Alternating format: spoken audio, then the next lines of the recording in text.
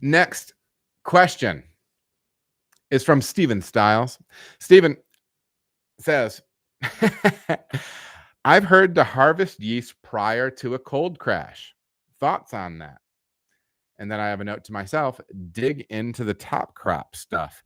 If you have not checked out Omega Yeast, their newsletter called Top Crop, you are slipping.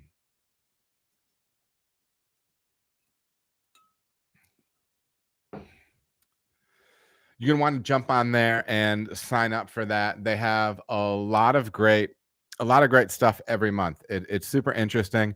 They are doing tons of stuff on the genetic modification side, so you want to dig in and see what they have coming. They always have new products coming out as far as that goes. But I just looked at an article on this because when we're talking about one of the problems of these heavily hopped New England style beers that a lot of us are brewing is, from a production standpoint, a lot of us like to get that dry hop in there on the warm side still, to let hop creep actually do what it's going to do, and try to avoid some issues in the package later on. But how do you get an appropriate crop off of that when you are not crashing your temperature down? So I'm actually going to read to you an excerpt of this article on how they're suggesting harvesting when we're working with these juicy strains and essentially warm side harvesting. Thanks, Chris. Whether you're starting from a dry or liquid yeast culture, both can give you opportunity to harvest and repitch. Some of the benefits of reusing yeast include cost savings and better and more reliable yeast performance. However, a warning: any issue in the initial batch of yeast will carry over into subsequent generations. So if the yeast isn't in good shape, the next generation may suffer as well. Again, this is from Top Crop, so go ahead and sign up for that. Dry hopping can be a major stressor for yeast, and pitching yeast from beers that have been dry hopped is a no-go. That doesn't mean there aren't ways around it! Exclamation point. Here are a few tips to get you started. While this is not necessarily what we recommend, it's very difficult to do early dry hopping if you're planning to repitch yeast.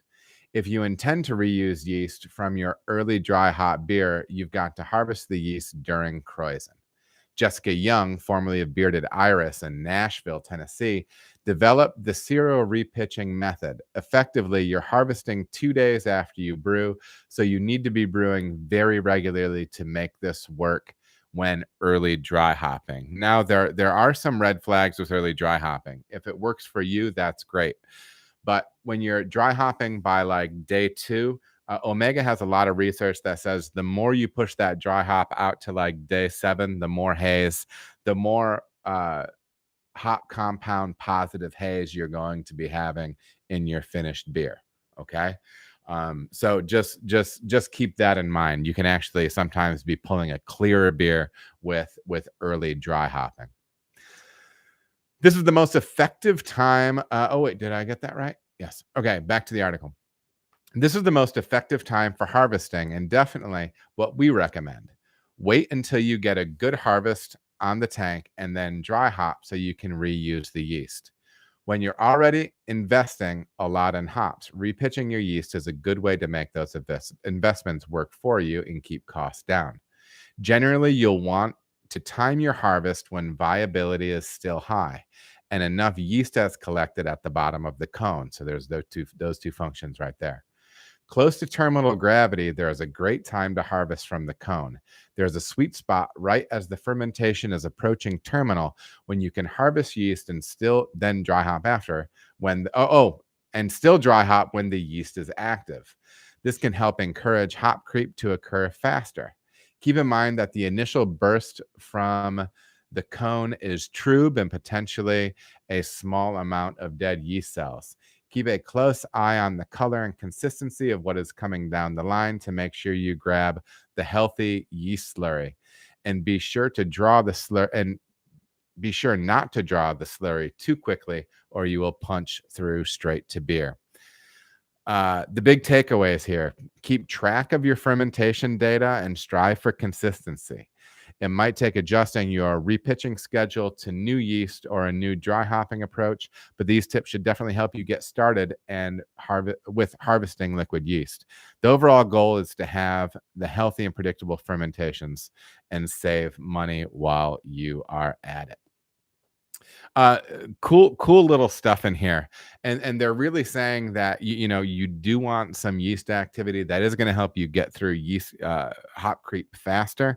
But that big pinch point is always when to harvest that. So maybe look at that when you're kind of looking at 1 to a half Play-Doh left in that ferment, to get your harvest right there. Now, it does say to be mindful that you're not, kind of harvesting the dregs, the dead yeast, probably hop matter, and different things like that. But remember, if you plug into some of the other episodes that we did on cone shaving, a lot of that can be taken care of ahead of time. So jump back and check out the cone shaving stuff, especially when it comes to making IPA and hazy IPA.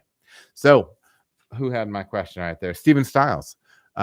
Thanks for the question, man. Hopefully that is a help when it comes to that. Apparently there are some options, and hey, listen, that comes from Omega, and they do yeast for a living. So maybe give that a shot. Dig into this article and look at the stuff on Top Crop. They have some really good stuff on there. All right, everybody, thank you so much for watching. If you feel as if you got any value out of the video, please like and subscribe. There are also other videos that you can watch. They're going to maybe be over here or over here. Appreciate you watching.